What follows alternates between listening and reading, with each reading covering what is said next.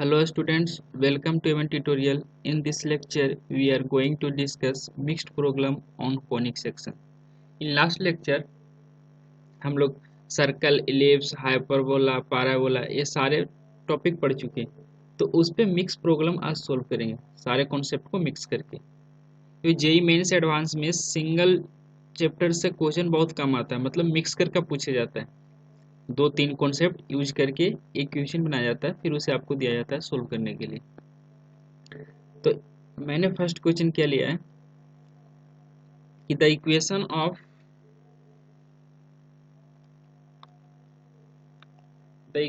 Of a circle passing through the foci of the ellipse का फोकी से पास हो रहा है, ellipse is given and having centre at 0,3। Centre of circle given है, means अगर मैं डायग्राम के थ्रू इसको एक्सप्लेन करूं, मीन्स कुछ ऐसा, जैसे x² by 16 plus y² by 9 is equal to 1, means x² by 4 का स्क्वायर प्लस y² by 3 का square equal to 1, means a greater than b, means 4 greater than 3। तो कुछ ऐसा शेप बनेगा इस टाइप का इलिप्स का। तो इसका सेंटर, सर्कल का सेंटर 0,3 है, मतलब सेंटर 0,3 लाइक यहाँ पे आ जाएगा। Equation circle passing through the foci, इसके फोकस जो होंगे मतलब a,0 यहाँ से पास हो रहा है, इस तरह से कुछ इसके फोकस जहाँ भी होंगे इसके a,0 मैंने फाइंड करेंगे, मैं फाइंड करने की जरूरत नहीं, डायग्राम ऐसा फाइंड करेंगे, इसके फोकस से पास हो रहा है फोकस इस तरह से। तो मतलब इस तरह का सिचुएशन यहाँ पे बन रहा है। तो कैसे फाइंड करेंगे सर्कल का इक्वेशन? फाइंड करने के लिए हमें सेंटर और सर्कल पर कोई भी एक पॉइंट चाहिए, जिसमें हमें सेंटर तो गिवन है लेकिन कोई एक पॉइंट गिवन नहीं है, लेकिन पॉइंट का कंडीशन गिवन है। Equation circle passing through the foci, मतलब अगर फोकी निकाल लें, अगर हम सेंटर एलिप्स का फोकी निकाल लें तो हमारा प्रॉब्लम सोल्व हो जाएगा। तो मेन टारगेट क्या है? फोकी निकालना। तो फोकी क्या होता है?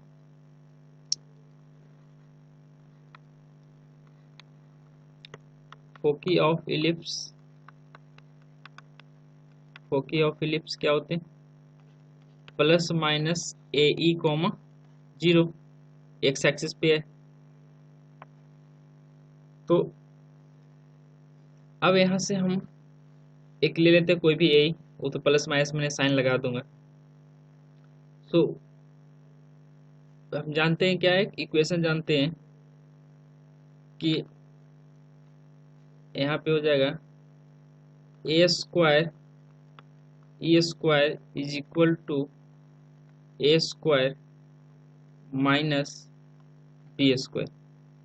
ये मैंने कहाँ से डायरेक्ट लिख दिया? एक कहाँ से ना, एक रिलेशन था ना यहाँ पे, b² is equal to a² minus a², means a² 1 minus e² b²। यहाँ से मैंने ये फॉर्मूला रिड्यूस किया। ये मैं जानते थे b² equal to a² 1 minus e², यहाँ से मैंने ऐसा लिख सकता हूँ a² ऐसा क्यों लिख सकते हैं? क्योंकि मुझे यही चाहिए, ए ही चाहिए, इसीलिए मैंने इसको इस फॉर्मेट में चेंज किया। और ऐसा करने से क्या फायदा है? क्योंकि ए और बी का वैल्यू नोन है। तो ए का वैल्यू कितना? 4 का स्क्वायर माइनस बी का स्क्वायर 3 का स्क्वायर, तो कितना हो जाएगा? 16 minus 9 is equal to 7, means A equal to कितना हो गया? ए इक्वल टू 7, तो फोकी कितना हो गया? 7,0। तो इस पॉइंट से सर्कल पास हो रहा है, ये पॉइंट है और सेंटर ये है 0,3। तो ये दोनों का जो बीच में डिस्टेंस होगा वो क्या कहलाएगा? रेडियस कहलाएगा। तो हम ऐसा कैसा इक्वेशन लिखते हैं? Equation of a circle equation of a circle, equation of a circle x minus zero का whole square plus y minus three का whole square, distance between these two points are radius means, sorry यहाँ पे root हो जाएंगे क्योंकि ए square था ना, तो यहाँ पे रूट हो जाएगा। तो क्या हो जाएगा यहाँ से, √7 माइनस जीरो, √7 - 0 का whole square plus 0 minus three का whole square, this is answer. इसको सिंप्लीफाई करेंगे आंसर आ जाएगा। ये कितना सिंपल है, जेई मेंस 2013 में पूछा हुआ है।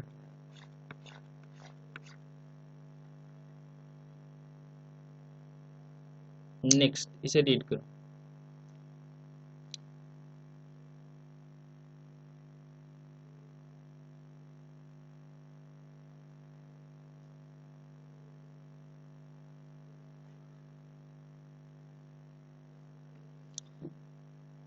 इसमें क्या गिवन है, if the vertex of a hyperbola be at -2, 0 and 2, 0 and once of it focus, इसमें से दो में से एक फोकस गिवन है, then which one of the flowing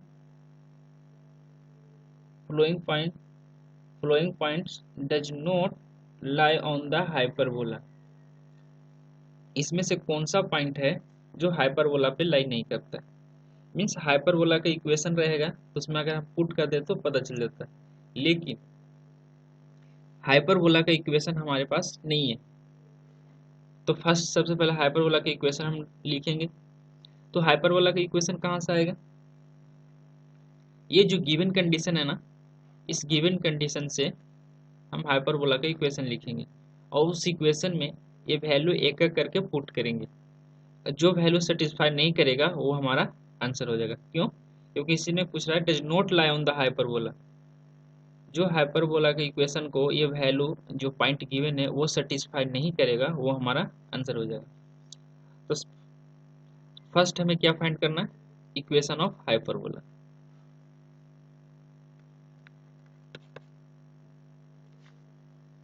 late हमें गिवन क्या है, पॉइंट्स गिवन है a equal to 2, 0 and a dash is equal to -2, 0 and focus is -3, 0। अच्छा, ये वर्टेक्स से हमें ग्राफ पता चल जाएगा कैसा होगा हाइपरबोला, हाँ बिल्कुल पता चल जाएंगे, इस टाइप का हाइपरबोला होगा ये, क्योंकि यहाँ पे क्या है 2, 0 -2, 0, ये जो डिस्टेंस कितना होता था, लेंथ ऑफ ट्रांसवर्स एक्सिस, ये कितना होता है 2a, मतलब ये टोटल लेंथ, तो यहाँ से यहाँ तक 2 और यहाँ से यहाँ तक 2, तो टोटल कितना हो जाएगा ये 4a, इस टाइप का।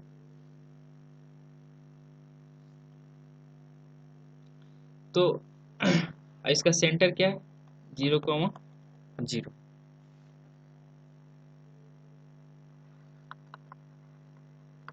Centre of hyperbola 0, 0। सो ए, इसे हम क्या बोलते हैं ए, यहाँ पे प्लस हो गया, यहाँ पे minus, A dash, A dash equal to कितना होता है 4a, मैंने लिखा था, सॉरी 4a नहीं 2a,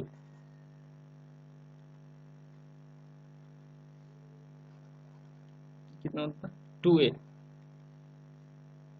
this is 2a, so 2a, but 2a equal to कितना की मैंने a2 डैश 4, तो यहाँ से a का वैल्यू कितना हो जाएगा a इक्वल टू 2, a का वैल्यू हमें फाइंड आ गया, हमें a और b का ही तो वैल्यू चाहिए। क्यों, क्योंकि हाइपरबोला का इक्वेशन क्या होता है x² by a square minus y² by b square equal to 1। अगर a और b का वैल्यू फाइंड आउट हो जाए तो हम इक्वेशन ऑफ हाइपरबोला आ जाएगा। अब b कैसे फाइंड करेंगे, distance between the centre and foci. और फोकी क्या होता है? A comma 0। तो सेंटर से ये डिस्टेंस कितना है? ए। सेंटर से ये डिस्टेंस कितना है? ए। तो कितना हो जाएगा? ए। ए तो ए, बट यहाँ पे ए गिवन है, फोकस गिवन है, हम डिस्टेंस ले रहे हैं, ऐसे नेगेटिव पॉजिटिव साइन नहीं लेंगे। तो डिस्टेंस कितना है? यहाँ पे -3 है, लेकिन डिस्टेंस ले रहे हैं तो क्या हो जाएगा? 3। वो साइन के साथ गिवन है, मतलब ये साइड पॉइंट गिवन है, यहाँ पे -3, 0 इस टाइप का। ये डिस्टेंस कितना है? ए। सो ए इक्वल टू 3। तो यहाँ से ई का वैल्यू कितना हो जाएगा? E equal to 3/a means 3/2। तो ई का वैल्यू कितना हो गया? 3/2। In case of hyperbola, relation between A B and eccentricity क्या होता है? B square equal to A square E square -1। हमें यहाँ से बी फाइंड करना, सारे वैल्यू पुट कर देंगे। ए का वैल्यू कितना? 4। ई स्क्वायर की value 9/4 -1 is equal to 4। 9 under root कितना होगा? 5।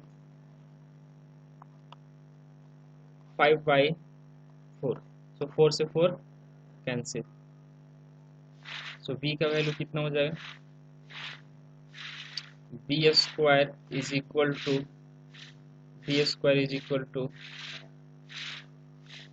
5। So imply B equal to under root 5।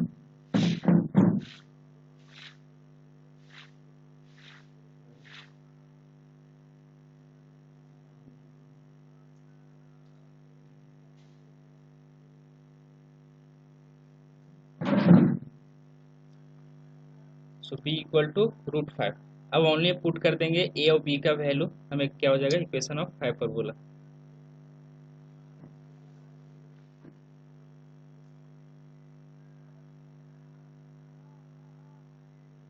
तो इक्वेशन ऑफ हाइपरबोला क्या हो जाएगा यहाँ से?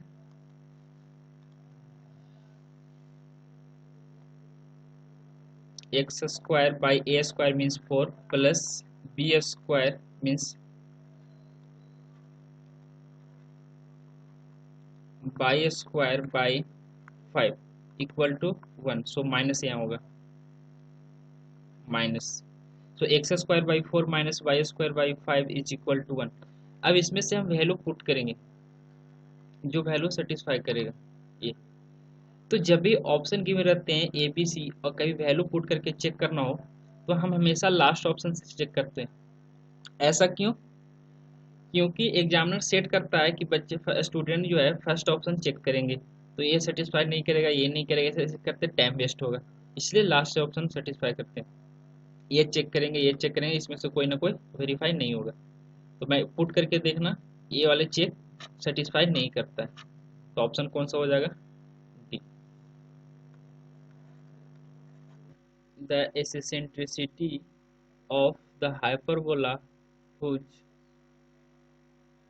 length of the lattice rectum is equal to 8 and the length of its conjugate axis is equal to half of its distance between its foci each। Means हमें eccentricity find करना है। Given क्या है? Length of lattice rectum is equal to 8। Length of lattice rectum is 8 and the length of conjugate axis is equal to half of the distance between its foci।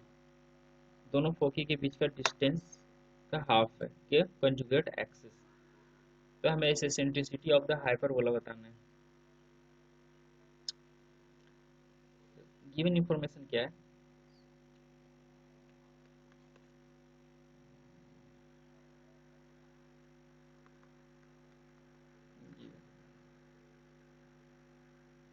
Length of latus rectum. Length of latus rectum क्या होता है? 2b square, यहाँ पे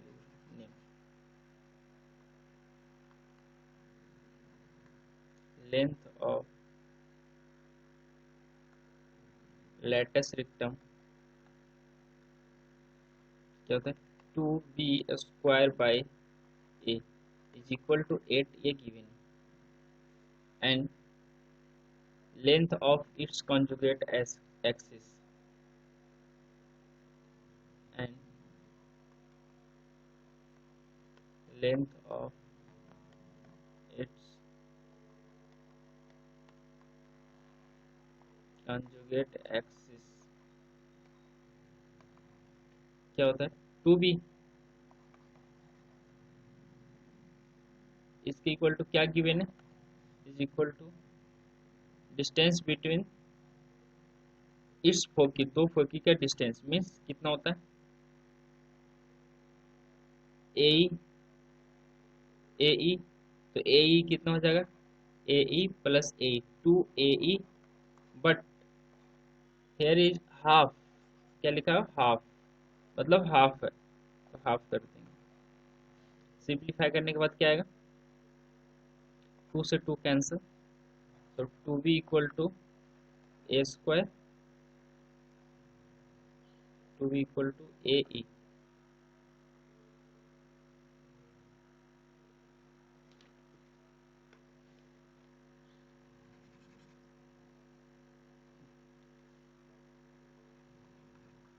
squaring both side करेंगे तो 4b² equal to A² E²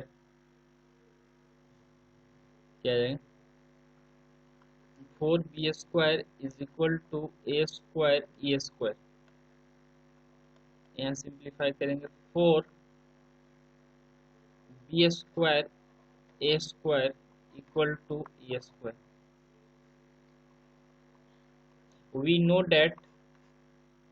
we know that b² equal to A² E² minus 1, so b² by A² is equal to E² minus 1। अब ये value यहाँ पे पुट कर देंगे,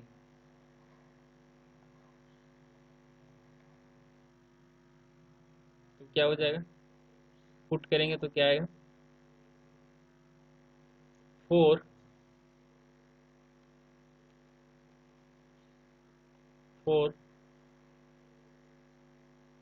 E² minus 1 is equal to, यहाँ पे इक्वल टू E², सिंप्लीफाई करेंगे, 4E² minus 4 equal to E², तो simply 3E² is equal to 4, imply E² is equal to 4 by 3, so E is equal to 2 by under root 3। This is the simplicity of the hyperbola।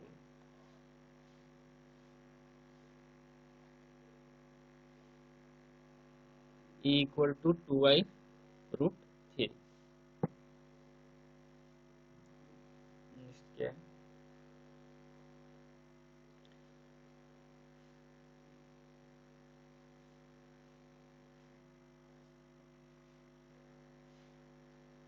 the equation of a common tangent, the equation of a common tangent y² equal to 4x is the parabola and xy equal to minus 4 is rectangular hyperbola, इसका graph बनेगा। तो इस तरह का conjugate, बस दो curve है, कोई भी ऐसा कोई कर्व है ऐसा, तो ऐसा कुछ, तो इसका ये कंजुगेट बताना, मतलब ये कॉमन टेंजेंट बताना, ये common tangent, equation of common tangent, तो दो ऐसा कर्व है like that, common tangent step, तो इक्वेशन ऑफ कॉमन टेंजेंट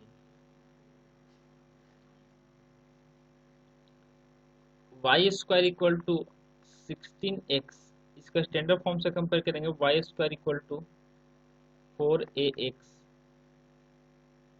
तो y² equal to 4 into 4x, तो यहाँ से a का वैल्यू कितना हो गया, a इक्वल टू 4।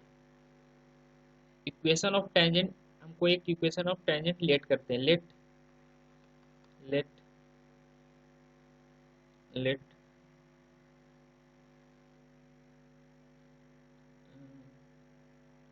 लेट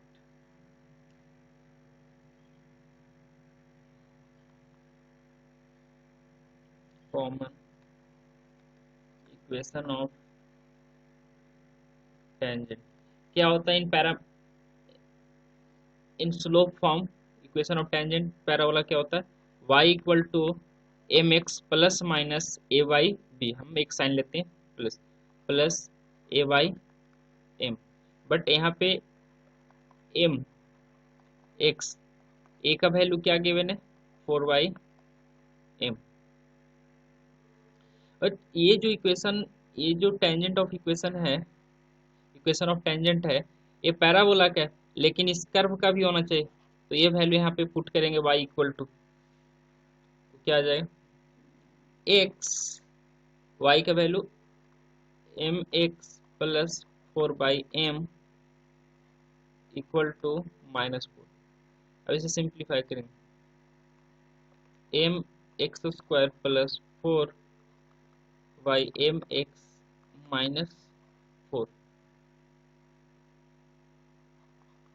तो क्या हो जाएगा M square X square plus 4x equal to -4m। So यहाँ से आ जाएगा M square X square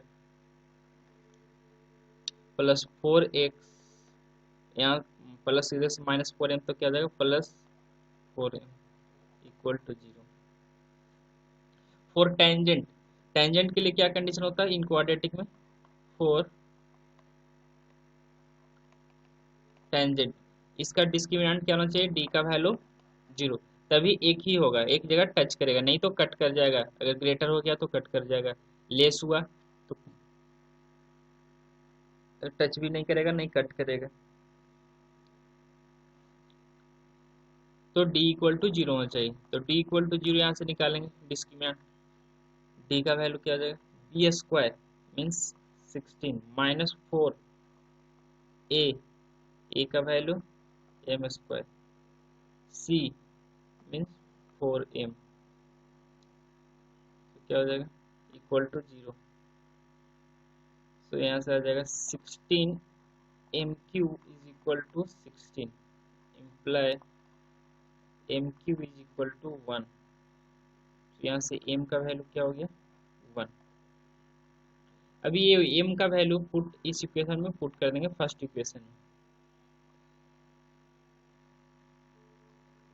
m equal to 1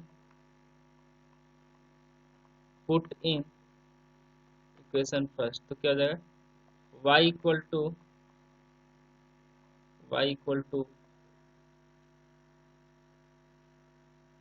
1 into X plus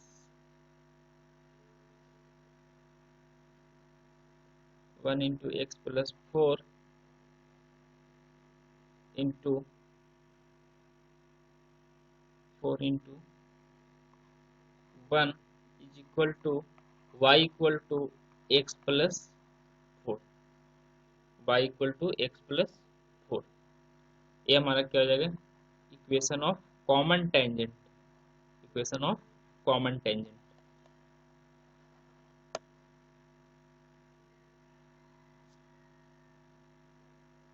next equation है जो बहुत इंटरेस्टिंग है,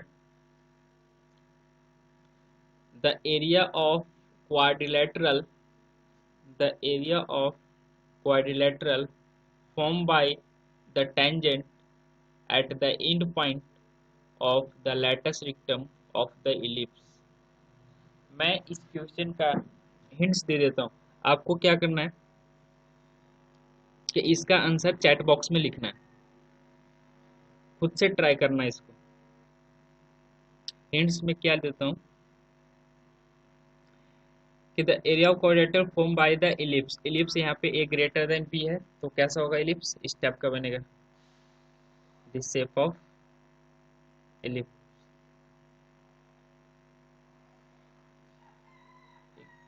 tangent at the end point of the lattice rectum. This is the lattice rectum. यहाँ पे फोकस होता है एस एस टेस, तो and point of the lattice, यहाँ से टेंजेंट ड्रॉ करना है ये।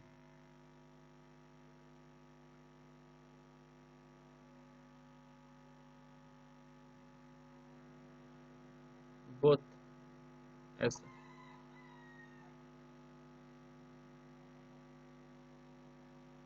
इस टाइप का, ये यहाँ पे मैंने करेक्ट नहीं बना, यहाँ पे टच कर रहा है, ये टेंजेंट है। तो ये जो क्वाड्रिलेटरल फॉर्म हो रहा है, let P Q R S, तो आपको इसका एरिया फाइंड करना है। तो एरिया कैसे फाइंड करेंगे, हम ये लेंथ फाइंड कर लेंगे और ये लेंथ फाइंड कर लेंगे, और ये परपेंडिकुलर यहाँ पे 90 डिग्री है, तो राइट एंगल ट्रायंगल का हम एरिया फाइंड कर लेंगे।